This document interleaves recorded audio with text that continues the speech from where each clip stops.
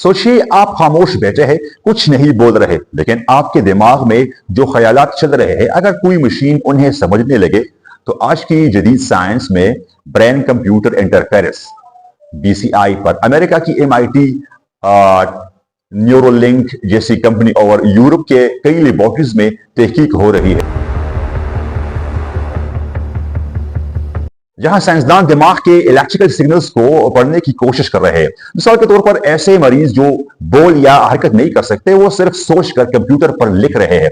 यहां तक कि कुछ एक्सपेरिमेंट में यह देखा गया है कि दिमाग के सिग्नल्स से सिंपल वर्ड्स और डिसीजन को डिकोड किया जा सकता है। अमेरिका और चाइना दोनों ब्रेन मैपिंग और न्यूरल डिकोडिंग पर बड़ी इन्वेस्टमेंट कर रहे हैं। मशहूर रिसर्चर इलन मस्क की कंपनी न्यूरोलिंक का मकसद दिमाग को डायरेक्ट कंप्यूटर से कनेक्ट करना है।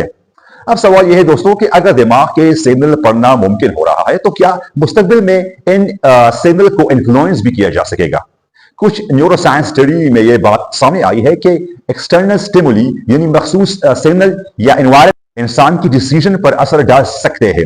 यानी आपको लगेगा कि आप खुद सोच रहे हैं, लेकिन आपका दिमाग पहले से गाइड हो रहा होगा।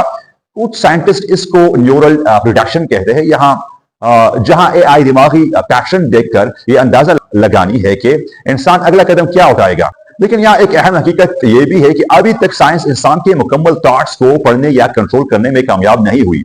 यह सिर्फ लैबोरेटरी सिग्नल्स और पैटर्न तक महदूद है।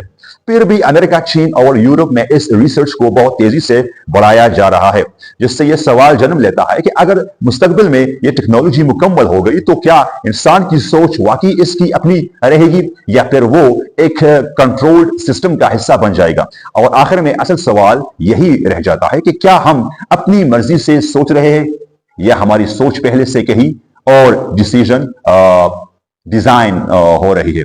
दोस्तों अपना ढेर सारा ख्याल रखिए। मुझे दीजिए इजाजत। अल्लाह हाफिज।